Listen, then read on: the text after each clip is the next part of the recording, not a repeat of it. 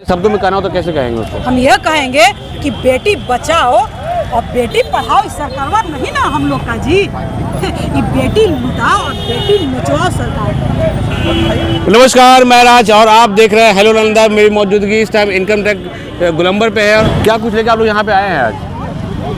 देखिए, जो जहानाबाद की बच्ची के साथ जो दरिंदगी हुई है पटना शहर में, पटना के एक निजी हॉस्टल में, हम लोग उससे बहुत ही दुखी हैं, बहुत आक्रोशित हैं।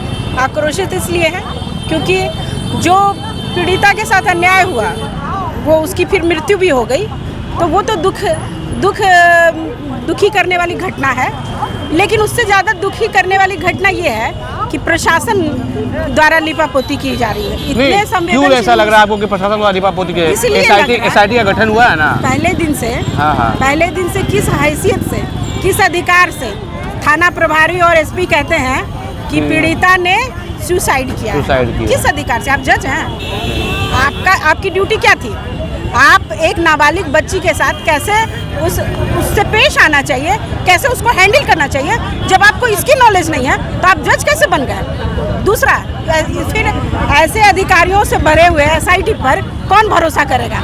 आप भरोसा करते हैं? तो क्या आप सम्राट चौधरी जो आए हैं जब से पुलिस को बहुत टाइट करते, क्या ऐसा कुछ है क्या? कुछ नहीं है। सम्राट चौधरी का बुलडोजर जो है पॉलिटिकल बुलडोजर है। ये गरीबों पे चलता है, ठेले वालों पे चलता है, खोंचे वालों पर चलता है।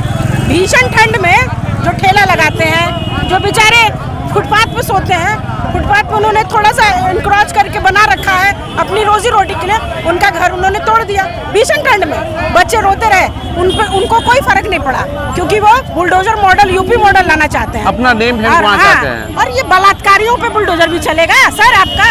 मैं आपके माध्यम से सम्राट चौधरी जी से पूछती हूँ, प्रभात हॉस्पिटल में आपका बुलडोजर चलेगा? जो लोग दोषी हैं, जो अधिकारी पदाधिकारी असंवेदनशील बयान दे रहे थे, बयानबाजी कर रहे थे, उनको आप डिसमिस करेंगे?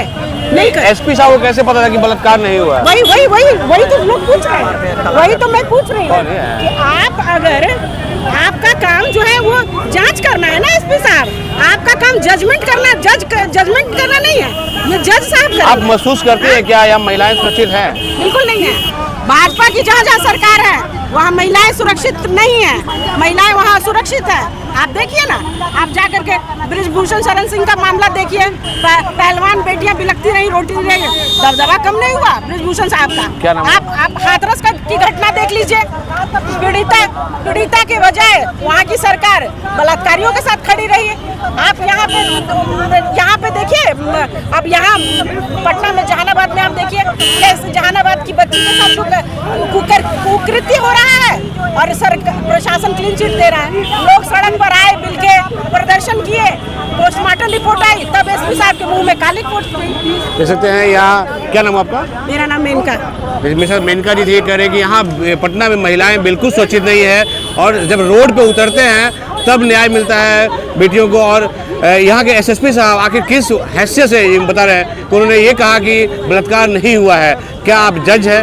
तो क्या कुछ लेकर आप लोग इनकम टैक्स चौराहे पे खड़े हैं, क्यों आए हैं यहाँ पे? आप देख रहे होंगे कि एकदम अपने सपनों को भूलने के लिए बिहार जैसे एक छोटे से डिस्ट्रिक्ट से, आप उसे कह सकते हैं कि एक छोटे से डिस्ट्रिक्ट से, जहानाबाद से एक लड़की नए सपने देखे, आंखों में इतने सारे उम्मीदें लिए आई कि मैं नीट की तैयारी करूँगी। कितने हम बहुत सारे लोग, बहुत कम लोग हैं ना जो डॉक्टर, इंजीनियर, मेडिकल बनना चाहते हैं, प्रोफेसर। ज़्यादातर लोग हमारे रेलवे, बैंक एक ही से जाते हैं। वो आती है, वो तैयारी करती है, तैयारी करने के दौरान इस तरह की घटनाएं उसके साथ घटती है। बिहार सरकार जो है वो क्यों नहीं एक कानून बनाती है जिसके अंदर बिहार में जितने जो हॉस्टल है उसका निगरानी करे कि ये सारे नॉर्मल फॉर्मोज है? कैसे ये संभव है कि एक लड़की, महिला, जो लड़की है, युवती है, उसकी संगीत अवस्था में मैं एक क्वेश्चन से पूछूंगा। यहाँ आपने देखा होगा कुम्हार पार्क है या इको पार्क है, आपने देखा होगा। आप क्या हर चीज़ के लिए जो पुरुष, क्या पुरुष को दोषी मानते हैं इसके लिए जो कुछ हुआ? ऑफ कोर्स, जो दरिंदगी घटना घटेगा, एक बात वो मत कीजिए, अगर 18 साल के बाद अगर कोई लड़की अगर किसी के साथ खुश है, वो खुश की बात है, उसमें सरकार को कुछ करने की जरूरत, सरकार को उसको। लेकिन नहीं लगता कि वो चीज़ें धीरे बढ़ जाता है, फिर वही कहीं ना कहीं एक तरीके का वो भी आपको इशू बन जाता है? अब ये देखिए, ये तो उसका व्यक्तिगत चॉइस है, सरकार उसके ऊपर कुछ कर सकती है अगर वो करना चाहे तो। कहने का मतलब ये तो नहीं, व्यक्तिगत सरकार को अगर टोकती है डेमोक्रेसी। तो कहेगी कि मेरी ये राइट्स है, लोग सरकार को यही जवाब मिलेगा। उसके ऊपर अभी ये वो घटना नहीं है ना। ये आपका जो सवाल करना ना, ये सवाल ये है, आप ये पूछिए कि उस लड़की के साथ जो घटना घटी, क्या उसके परिवार को उचित न्याय सरकार ये दे रही है? मैं कहती हूँ कि वो एक सपने लेकर थी सरकारी के लिए, तो मैं कहती हूँ कि सरकार जितना अति विलंब किए हुए उसके परिवार के एक सरकारी नौकरी दिया जाए, सरकार नौकरी दिया जाए, वो जो घटना घटी उसका निष्पक्ष जांच किया जाए। क्यों बुलडोजर, पूछिए सत्ता के शीर्ष पे बैठे देश के गृह मंत्री बिहार सरकार से, जो बुलडोजर के नाम से फेमस होने जा रहे हैं, जैसे उत्तर प्रदेश में हो रहा है कि बुलडोजर चलाओ उस हॉस्टल पे, है माइका लाल में दम तो निकम्मी सरकार चलाए उसके ऊपर बुलडोजर, कौन से मान कर रहे? लेकिन आप ये सवाल उससे नहीं पूछेंगे, हमसे पूछेंगे, हमसे सवाल आप करेंगे ना कि क्या अगर लड़का लड़की घूम रहा है 18 साल के बाद घूम रहा है तो उसका डेमोक्रेसी राइट है, वो समझेगी उसके साथ जो होगा, लेकिन कोई उसके मर्जी के खिलाफ कुछ करोगे क्या? उसका